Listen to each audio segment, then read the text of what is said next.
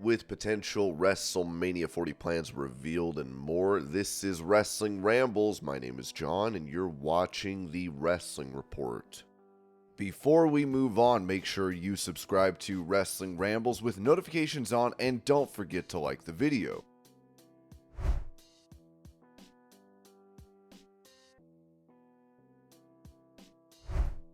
As it was previously reported that Tommy Dreamer was now leading creative in TNA, he is still simply on the team, with him saying this on Busted Open Radio. "I'm so glad people know things about my life that I don't know. Everything is staying intact of how it was before with myself, Robert Evans, and Delirious. There are no changes. Purposely made sure that was a thing. Whoever reported about stuff in my life, thank you, but as someone who has been doing the same stuff the entire time I've been there, nothing has changed. Thanks for the promotion. I hope I get a raise. If I was head of creative, Moose is losing the title to me at the next show. Book myself on top, brother."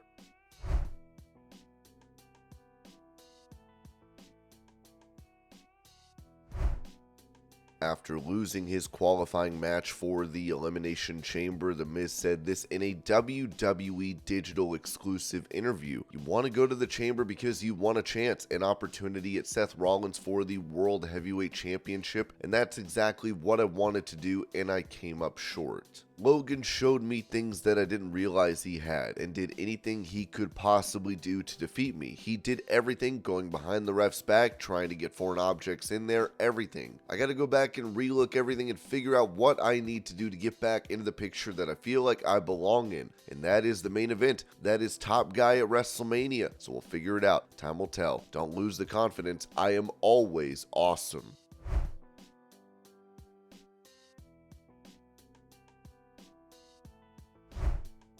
Despite not being able to be a part of the Elimination Chamber bout, Dominik Mysterio will be at the event, as he said in a post-SmackDown WWE exclusive interview. "I may have not qualified for the Chamber, but Dirty Dom is still going to be in Perth supporting Judgment Day because Finn and Damian are going to stay undisputed tag team champions. Rhea is going to wipe the floor with Nia Jax in her home country, and I just can't wait to be by their side and celebrate because Judgment Day runs all."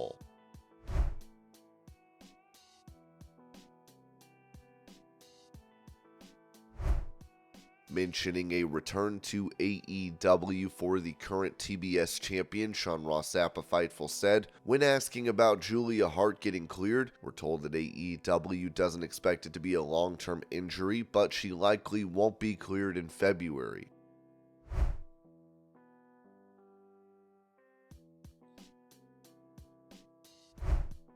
Speaking about his frustration over not having the ability to use his real name in WWE, Curtis Axel told Busted Open Radio, "I've always wanted my name. My last name means the world to me. The name Hennig. I fought it the whole time I was up there. I fought it when I became Curtis Axel. Even Paul Heyman tried helping me get that name, my name back. They just wouldn't budge. I was fine with Curtis Axel. You take Kurt, Curtis, and Axe is Larry the Axe. So it was cool, and that was fine with me, but I always wanted to be Joe Hennig. When I was in developmental in FCW, I was Joe Hennig. I won the world championship there as Joe Hennig. And once I got brought up, they changed my name. I thought it was some kind of rib. It wasn't. When I come back, that's something I'm going to work out. I'm not doing anything except be Joe Hennig."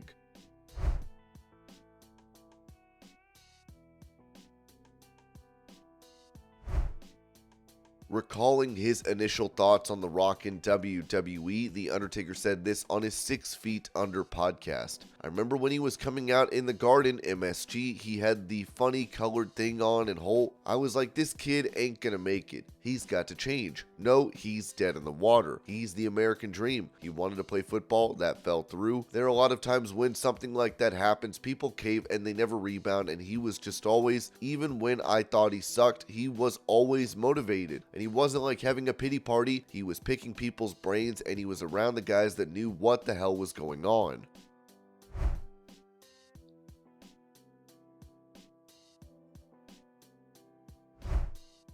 Sharing how he nearly lost his eyesight due to a laceration from a broken table, Rob Van Dam told Wrestling Shoot Interviews, The way I remember it, myself and Sabu were both on opposite top ropes, and we had someone on a table. I can't remember if it was Bam Bam or Terry Funk. I think it was Bam Bam Bigelow, I believe, and we both jumped off to do a double leg drop in the table instead of just breaking in like you would expect it to and want it to. This one did that, but it also broke here. And so the part that was supported by the leg fell to the outside, and so there was an effect where it went like this, and so the piece of wood, as I was going down, sliced right across my eyelid, and that was hanging down there, and I had to get it sewn back on later that night with I think 7 stitches if I remember right. As I remember, we took the white athletic tape and taped it around my head, and I went back out and had a handicap match against the Dudley Boys.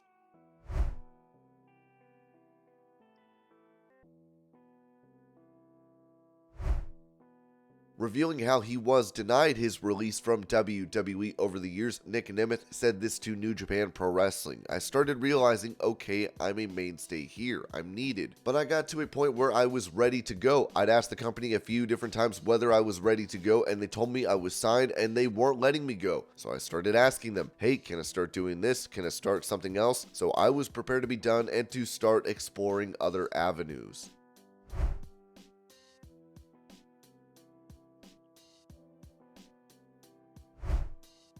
With a letter sent to TNA Wrestling's parent company Anthem over the termination of Scott D'Amore as president of TNA, Sean Ross Sapp of Fightful reported that there were some unhappy that the letter got out. There were some that said, well, this wasn't a collaborative effort, so it didn't represent all of us, which it was never said to represent everybody. It represented several TNA talents, but was actually sent, and there are a lot of people loyal to Scott.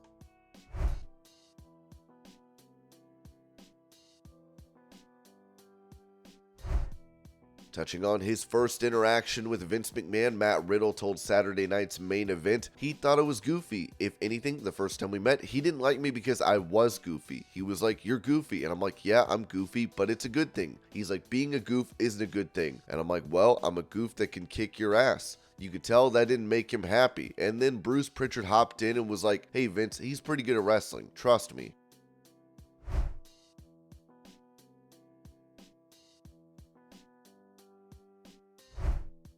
Talking about a rumor of Mercedes Moné asking for more money to return to WWE than what Charlotte Flair was currently making, Dave Meltzer said on Wrestling Observer Radio. "I don't know her actual money demands, but I know in a general what she was looking for from WWE, and it was kinda in the range. And for a star of her caliber, while it would be a little bit more than WWE would be paying her, what she was looking for, maybe even more than a little bit more, but it was not more than they pay other women. And she was one of their bigger stars."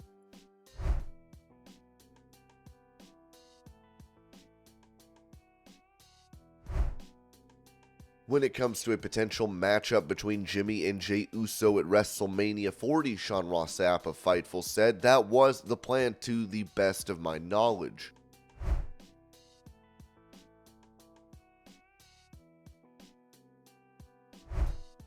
Asked if LA Knight would be taking on Logan Paul for the US title at WrestleMania 40, Sean Ross Sapp of Fightful said, "That was the plan. I don't know if it is the plan, but that was discussed at one point."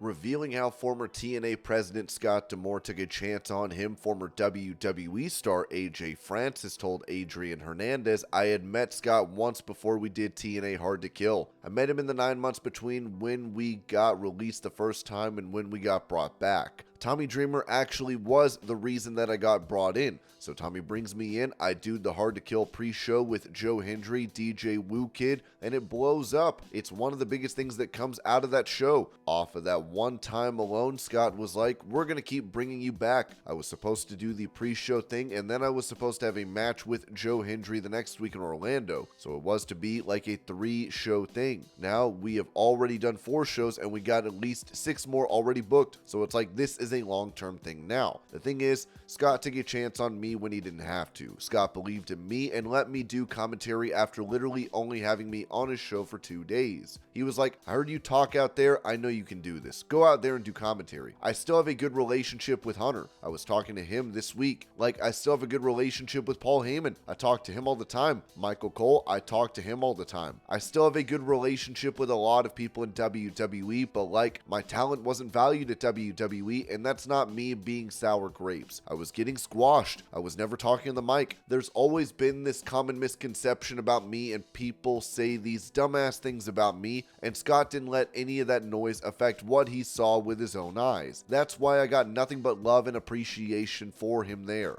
I just literally talked to him last night and was talking about what's coming up in the future, and you know, I'm sure we'll cross paths again.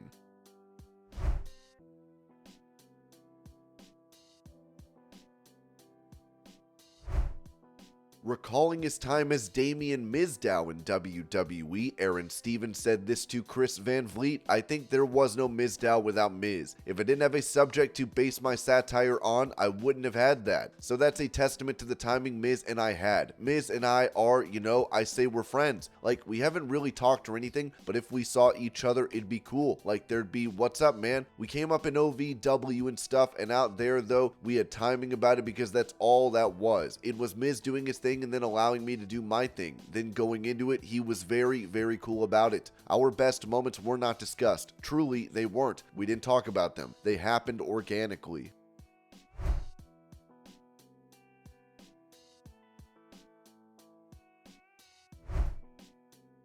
Giving his thoughts on Seth Rollins calling out the likes of The Rock and Roman Reigns, Big E told WWE's The Bump, I think he speaks for, in many ways, the locker room of guys who are there week in and week out, who are there on a nightly basis. That grind, it really builds a certain camaraderie and a certain respect for each other. Even if you don't see eye to eye, I respect that you're here every single night. Look, on the same hand, the goal is really, in many ways, to become a Roman, to become a Rock, to be in a position where you're not there every single night, where you're an attraction, where you're special. It's really, this dichotomy is back and forth, which I really love, this push-pull, because who could ever blame a Roman or The Rock for being in a position like that? For us as hungry guys who are really there on a nightly basis, really pushing the product forward with what we're doing on a weekly basis, it's special. So I love that push-pull because look, we all want to be in that Rock Roman position too, but you also have a certain love for the guys with you who are grinding.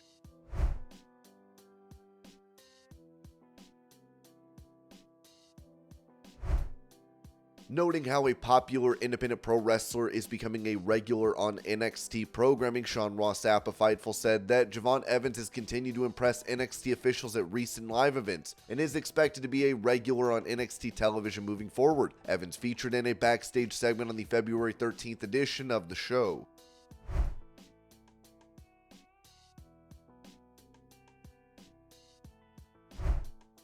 Mentioning how those backstage in WWE view Bron Breakker, who recently signed with SmackDown, Fightful Select reported that Bron Breakker and Baron Corbin have continued to impress officials as a tag team, and there have been discussions about Corbin joining Breakker on the main roster once his call-up is finalized. Officials have discussed changing the team's name to Spear of Days.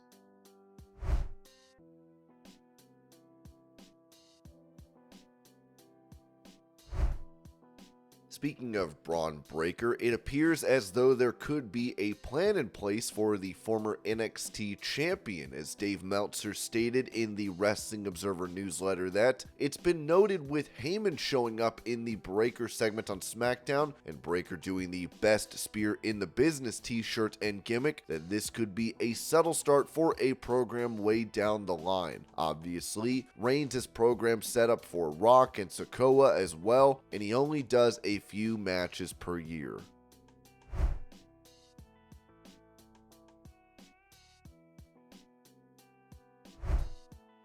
Talking about his meme t-shirt referencing CM Punk's injury, Drew McIntyre said this to the West Sport. Yeah, my mate had an idea for the meme after the segment where I took Punk out. You know, it's that meme with the lad over the grave doing the peace sign. So we got that together and it exploded. It was just funny. I'll put that, so I put it out. Then it got 100,000 likes or something, millions of views. I was like, you know, I'm onto something here. So I called the WWE merchandise department and basically told them, either you're gonna make this shirt for next Monday or I'm gonna make it myself because I'm gonna wear this on Monday. I got an idea and it's gonna be hilarious and so much heat. Thankfully, they worked with me and I got a version that worked for television.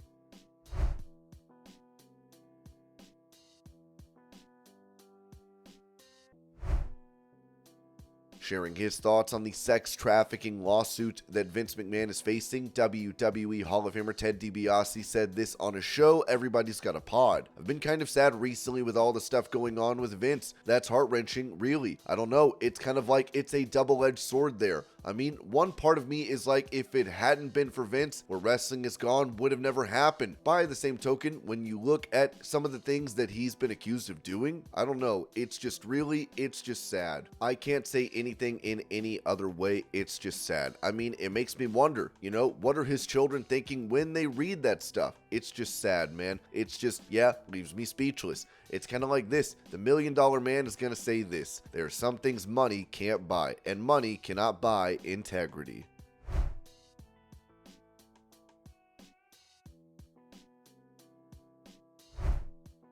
Explaining the origin of his levels above slogan, Roman Reigns said this in a video. You think I just wear this for no reason? I told y'all, I'm very honest with you. I'm not lying, I'm not making up stories. This ain't creative. We run it. I've been saying it. Who's got the juice around here? Who's got the stroke, huh? It's for real, man. Vice grip on this game's throat. Can't nobody do anything about it now. Get him.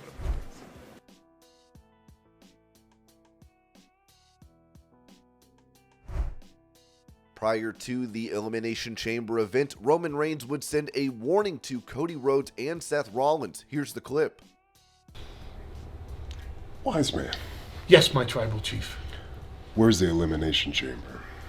Perth, Australia, my tribal chief. I have to go down there? No, my tribal chief. Ooh. You have a wise man. That's right. Is Seth and Cody down there? Yes, my tribal chief. And what are they gonna do? My tribal chief, they're on the Waller effect. Waller. Somebody better inform them that the only thing coming out of their mouth is when they acknowledge me. Yes, my tribal chief. Make it happen.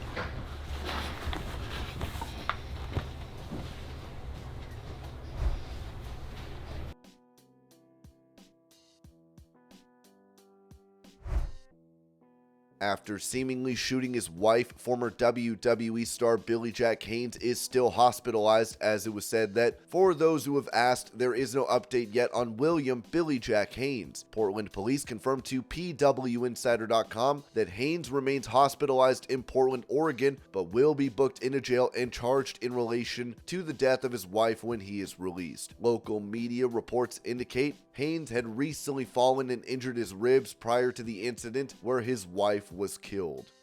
And this was your pro wrestling news update. I hope you're all having a great day. Thank you so much for watching, and I will see y'all later.